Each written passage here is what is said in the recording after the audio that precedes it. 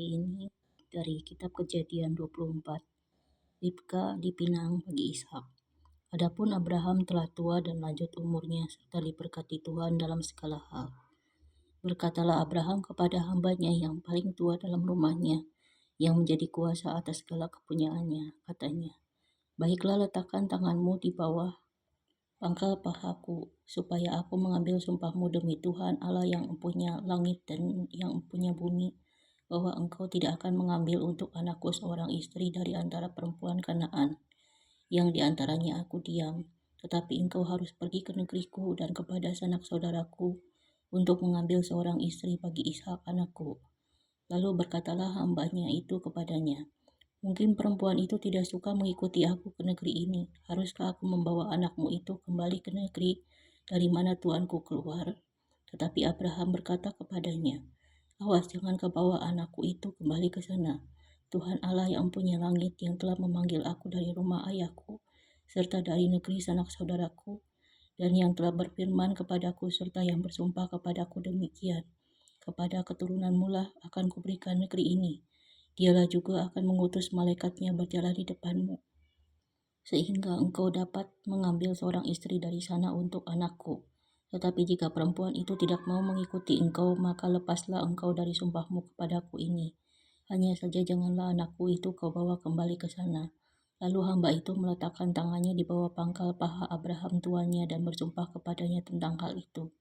Kemudian hamba itu mengambil 10 ekor dari unta tuannya dan pergi dengan membawa berbagai-bagai barang berharga kepunyaan tuannya.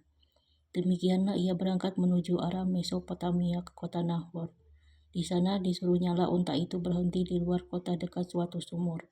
Pada waktu petang hari, waktu perempuan-perempuan keluar untuk menimba air. Lalu berkatalah ia, "Tuhan Allah Tuanku Abraham, buatlah kiranya tercapai tujuanku pada hari ini. Tunjukkanlah kasih setiamu kepada tuanku Abraham. Di sini aku berdiri di dekat mata air, dan anak-anak perempuan penduduk kota ini datang keluar untuk menimba air.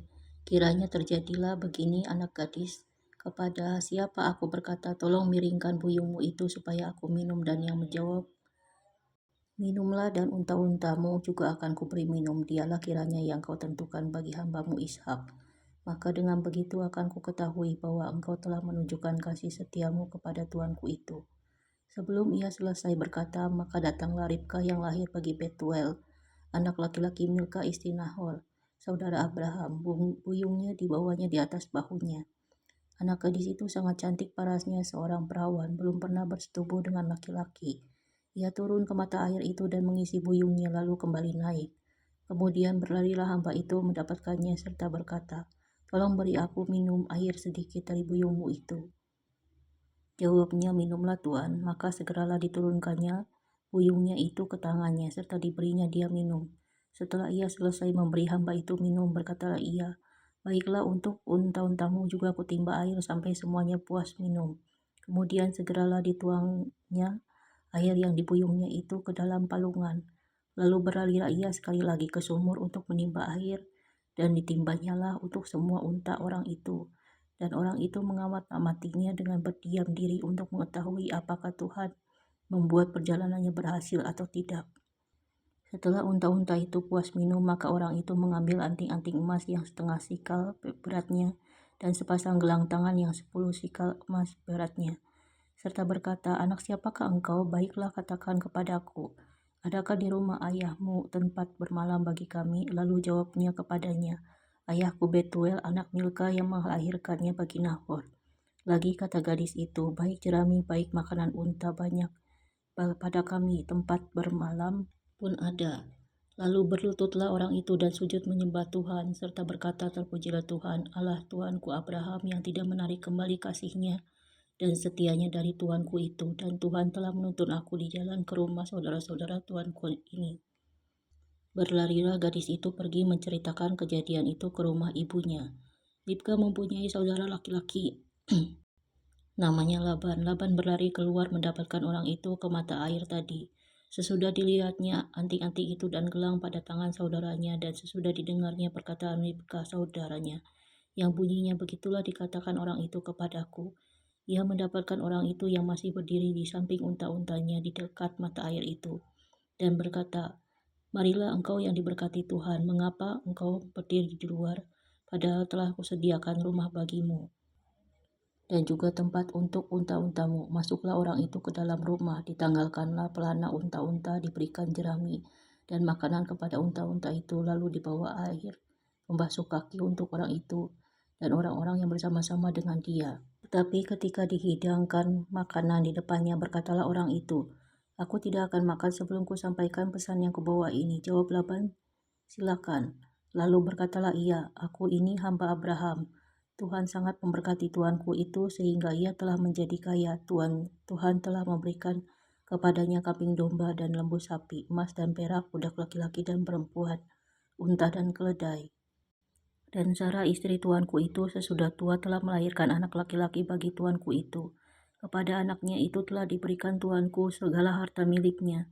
Tuanku itu telah mengambil sumpahku, engkau tidak akan mengambil untuk anakku seorang istri dari antara perempuan Kanaan yang negerinya kudiami ini, tetapi engkau harus pergi ke rumah ayahku dan kepada kaumku untuk mengambil seorang istri bagi anakku. Jawabku kepada tuanku itu, mungkin perempuan itu tidak mau mengikut aku.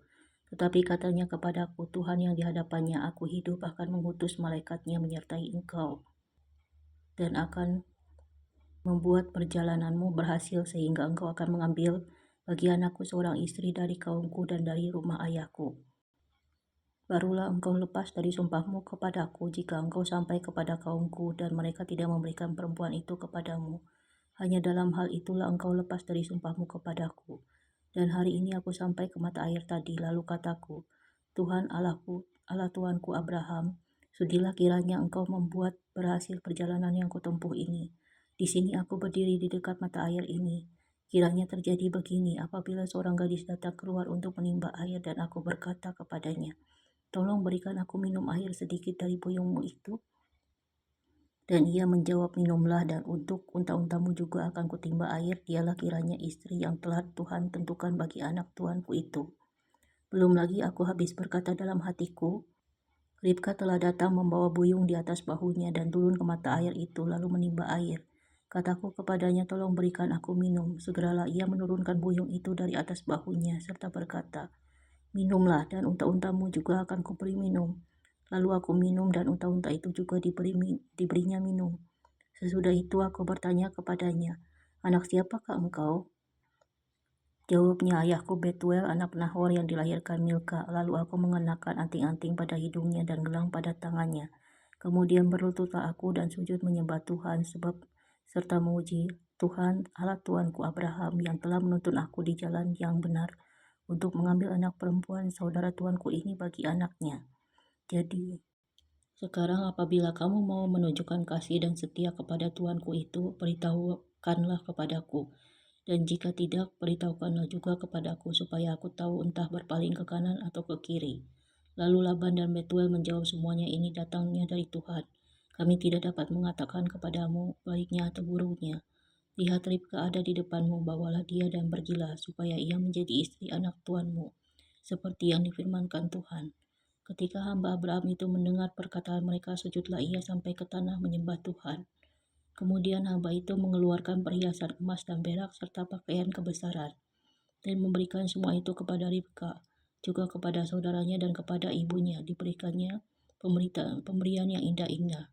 Sesudah itu makan dan minumlah mereka, ia dan orang-orang yang bersama-sama dengan dia, dan mereka bermalam di situ.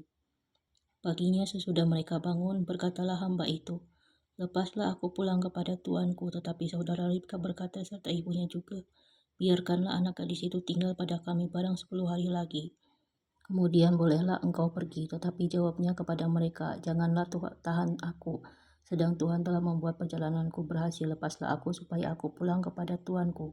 Kata mereka, baiklah, kita panggil anak gadis itu dan menanyakan kepadanya sendiri. Lalu mereka memanggil Ribka dan berkata kepadanya, maukah engkau pergi beserta orang ini?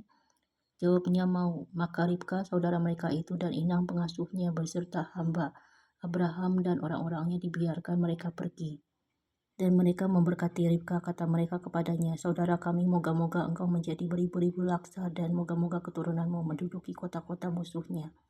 Lalu berkemaslah Ribka beserta hamba-hambanya perempuan dan mereka naik unta mengikuti orang itu. Demikianlah hamba itu membawa Ribka lalu berjalan pulang. Adapun Ishak telah datang dari arah sumur Lahairoi, ia tinggal di tanah Negeb. Menjelang senja Ishak sedang keluar untuk berjalan-jalan di padang. Ia melayangkan pandangnya, maka dilihatnya lah ada unta-unta datang. Ribka juga melayangkan pandangnya, dan ketika dilihatnya Ishak, turunlah ia dari untanya. Katanya kepada hamba itu, "Siapakah laki-laki itu yang berjalan di padang ke arah kita?" Jawab hamba itu, "Dialah tuanku itu." Lalu Ribka mengambil telekungnya dan bertelekunglah ia. Kemudian hamba itu menceritakan kepada Ishak segala yang dilakukannya. Lalu Ishak membawa Ribka ke dalam kemah Sarah ibunya dan mengambil dia menjadi istrinya. Ishak mencintainya dan demikian ia dihugurkan setelah ibunya meninggal. Kesimpulannya, pernikahan harus dipimpin oleh Tuhan, bukan nafsu atau kebetulan. Abraham menolak istri dari Kanaan dan mencari istri yang seiman untuk Ishak. Ini mengingatkan kita bahwa pilihan pasangan hidup sangat menentukan kelanjutan iman dan perjanjian dengan Tuhan.